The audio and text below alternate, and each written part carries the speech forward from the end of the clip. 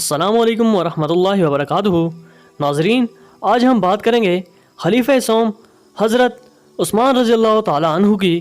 یہ جان کر آپ کو حیرت ہوگی، سعودی عرب کے ایک بینک میں خلیفہ سوم حضرت عثمان بن عفان رضی اللہ تعالیٰ عنہ کا آج بھی کرنٹ اکاؤنٹ موجود ہے، اور مدینہ منورہ کی میونسپلٹی میں سیدنا عثمان بن عفان رضی اللہ تعالیٰ عنہ کے نام پر باقاعدہ جائیداد رجسٹر ہے، اور آج بھی عثمان رضی اللہ تعالیٰ عنہ کے نام پر بجلی اور پانی کا بل آتا ہے۔ تیسرے خلیفہ حضرت عثمان رضی اللہ تعالیٰ عنہ داماد رسول اور جامع قرآن تھے۔ حضرت عثمان غنی رضی اللہ تعالیٰ عنہ سابقین اسلام میں شامل اور عشرہ مبشرہ میں سے تھے۔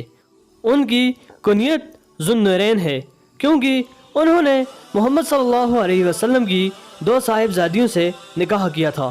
پہلے رقیہ بنت محمد سے کیا، پھر ان کی وفات کے بعد ام کلثوم بنت محمد سے کیا تھا۔ عثمان غنی رضی اللہ تعالیٰ عنہ پہلے صحابی ہیں جنہوں نے سرزمین حبشہ کی ہجرت کی۔ بعد میں دیگر صحابہ بھی آپ کے پیچھے حبشہ پہنچے۔ بعد ازاں دوسری ہجرت مدینہ منورہ کی جانب کی۔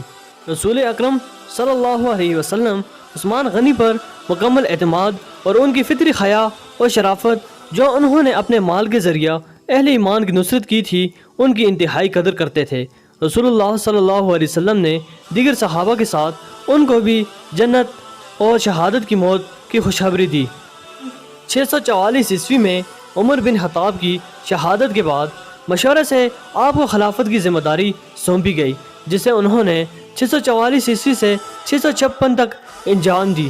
ان کے عہد خلافت میں جمع قرآن مکمل ہوا، مسجد حرام اور مسجد نبوی کی توسیع ہوئی، اور فقواز، خراسان، کرمان، سیستان، افریقیہ اور قبرص فتح ہو کر سلطنت اسلامی میں شامل ہوئے۔ نیز انہوں نے اسلامی ممالک کے ساحلوں کو بازنطینیوں کے حملوں سے محفوظ رکھنے کے لیے اولین مسلم بحری فوج بھی بنائی۔ سعودی عرب کے ایک بینک میں خلیفہ سوم حضرت عثمان رضی اللہ تعالیٰ عنہ کا آج بھی کرنٹ اکاؤنٹ موجود ہے، اور آج بھی حضرت عثمان رضی اللہ تعالیٰ عنہ کے نام پر بجلی اور پانی کا بل آتا ہے۔ نبوت کے 13ویں سال جب مسلمان ہجرت کر کے مدینہ منورہ پہنچے تو وہاں پینے کے پانی کی بہت قلت تھی۔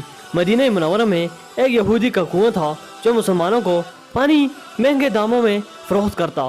اس کنویں کا نام بیر روما یعنی روما کا کنواں تھا۔ وہاں ان حالات سے پریشان ہو کر مسلمانوں نے رسول اللہ صلی اللہ علیہ وسلم سے شکایت کی اور اپنی پریشانی سے آگاہ کیا۔ اللہ کے نبی صلی اللہ علیہ وسلم نے فرمایا، کون ہے جو یہ کنواں خریدے اور مسلمانوں کے لیے وقف کر دے؟ ایسے کرنے پر اللہ تعالیٰ اسے جنت میں چشمہ عطا کرے گا۔ حضرت عثمان بن عفان رضی اللہ تعالیٰ عنہ اس یہودی کے پاس گئے اور کنواں خریدنے کی خواہش اظہار کی۔ کنواں چونکہ منافع بخش آمدنی کا ذریعہ تھا، اس لیے یہودی نے اسے فروخت کرنے سے انکار کر دیا۔ حضرت عثمان رضی اللہ تعالیٰ عنہ نے یہ تدبیر کی کہ یہ یہودی سے کہا، پورا کنواں نہ صحیح، آدھا کنواں مجھے فروخت کر دو۔ آدھا کنواں فروخت کرنے پر ایک دن کنویں کا پانی تمہارا ہوگا اور دوسرے دن میرا ہوگا۔ یہودی ان کی اس پیشکش پر لالچ میں آ گیا۔ اس نے سوچا حضرت عثمان اپنے دن میں پانی مہنگے داموں فروخت کریں گے، اس طرح سے اسے زیادہ منافع کمانے کا موقع مل جائے گا۔ چنانچہ اس نے آدھا کنواں حضرت عثمان بن عفان رضی اللہ تعالیٰ عنہ کو فروخت کر دیا۔ سیدنا عثمان غنی رضی اللہ تعالیٰ عنہ نے وہ کنواں اللہ کی رضا کے لیے وقف کر کے اپنا دن مسلمانوں کو کنویں سے مفت پانی حاصل کرنے کی اجازت دے دی۔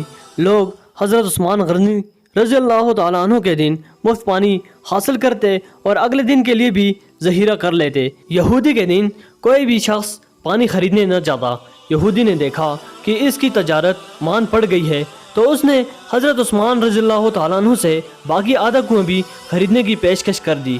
اس پر حضرت عثمان رضی اللہ تعالیٰ عنہ راضی ہو گئے اور کم و بیش 35,000 درہم میں پورا کنواں خرید کر مسلمانوں کے لیے وقف کر دیا۔ اس دوران ایک مالدار آدمی نے عثمان غنی رضی اللہ تعالیٰ عنہ کو کنواں دگنا قیمت پر خریدنے کی پیشکش کی۔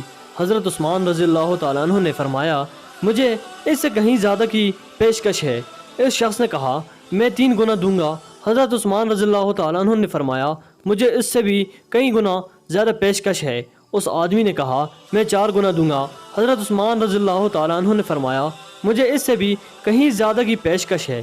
اس طرح وہ شخص رقم بڑھاتا گیا اور حضرت عثمان رضی اللہ تعالیٰ عنہ یہی جواب دیتے رہے، یہاں تک کہ اس آدمی نے کہا حضرت آخر کون ہے جو آپ کو 10 گنا دینے کی پیشکش کر رہا ہے؟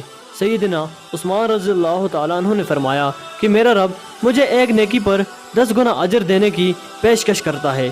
وقت گزرتا گیا اور یہ کنواں مسلمانوں کو سیراب کرتا رہا، یہاں تک کہ عثمان رضی اللہ تعالیٰ عنہ کے دور خلافت میں اس کنویں کے ارد گرد کھجوروں کا باغ بن گیا، اور اسی دور میں ہی اس باغ کی دیکھ بھال ہوئی۔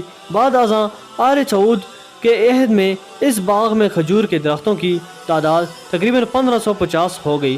حکومت وقت نے اس باغ کے گرد 4 دیواری بنوائی اور یہ جگہ میونسپلٹی میں حضرت عثمان بن عفان رضی اللہ تعالیٰ عنہ کے نام پر رجسٹر کر دی گئی۔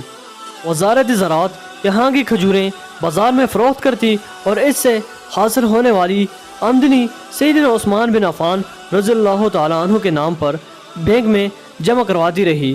چلتے چلتے اس اکاؤنٹ میں اتنی رقم جمع ہو گئی کہ مدینہ منورہ کے مرکزی علاقہ میں اس باغ کی آمدنی سے ایک کشادہ پلاٹ لیا گیا، جہاں فندق عثمان بن عفان رضی اللہ تعالیٰ عنہ کے نام سے ایک رہائشی ہوٹل تعمیر کیا۔